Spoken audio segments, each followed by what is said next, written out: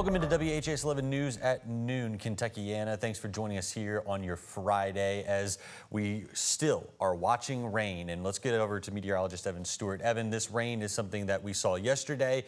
We're going to see it tomorrow. It's not going away anytime soon. That's right, and that's why we're under a weather impact alert, because we're still dealing with the rain that is across the area right now, continuing to lift northward. Now, as we have gone through the day today, we have seen that rain slowly work its way from south to north. And as that rain continues to do so, we are seeing that very heavy rain down across areas just south of Louisville.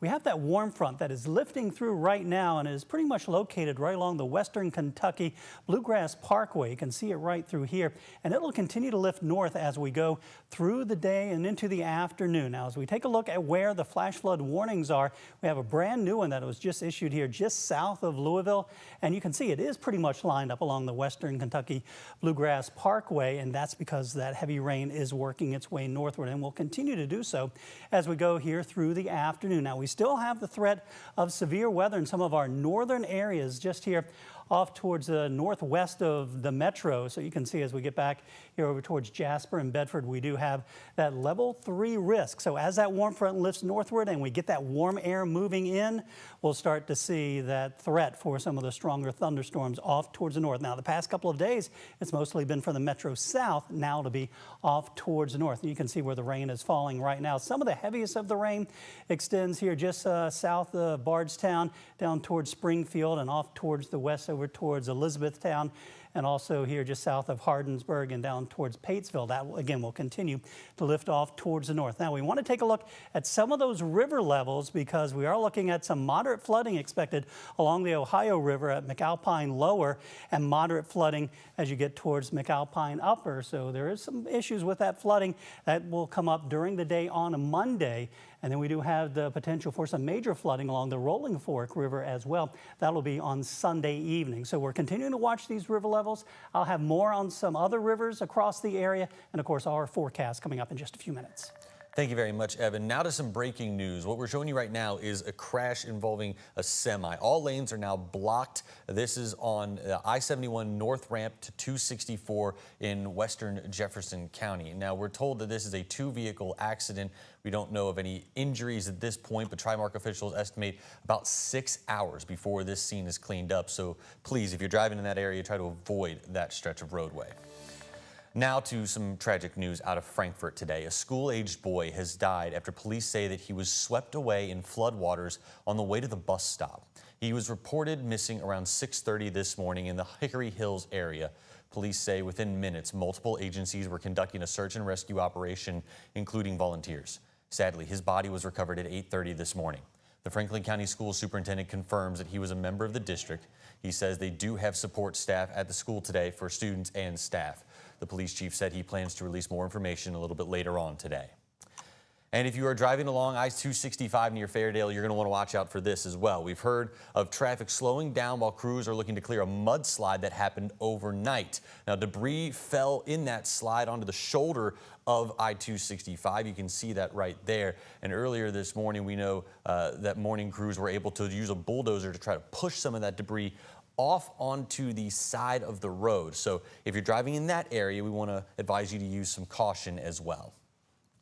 Well, this morning, MSD crews installed 3 more flood walls along the Ohio River. They started by closing the gate under the 2nd Street Bridge. MSD spokesperson Cheryl Lauder says that they will have flood walls all along the 26-mile stretch of the Ohio, and each wall is put up based on how high the water level is going to reach. That information comes to MSD through daily reports from the Army Corps of Engineers. She says once they know how high the river will be, they can try to create the best time and plan to put those barriers up.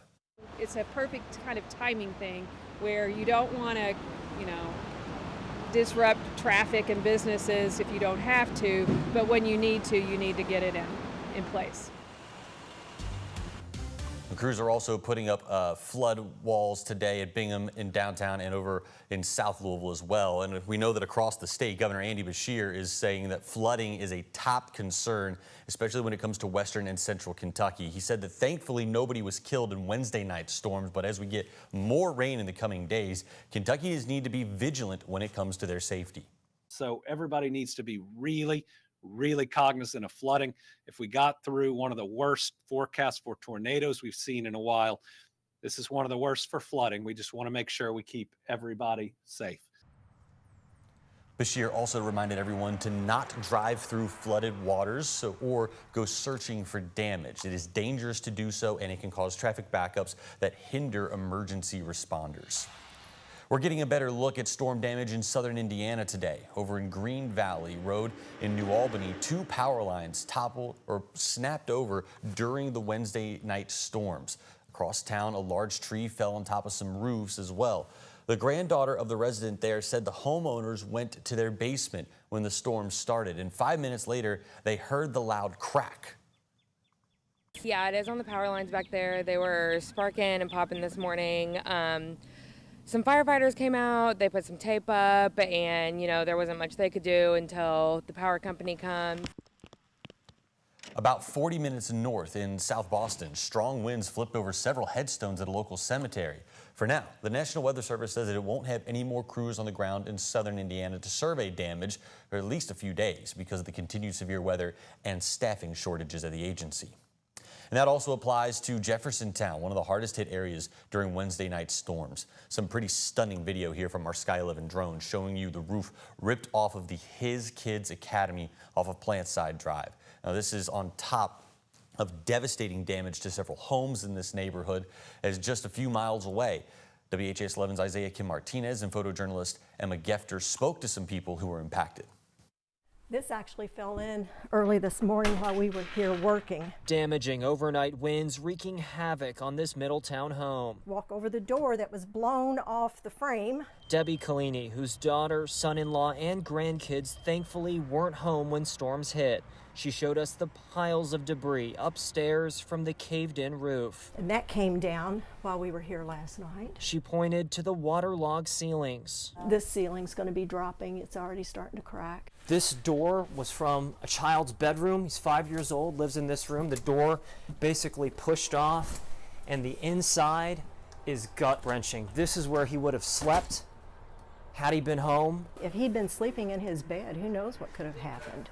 Because there's glass over here from the window.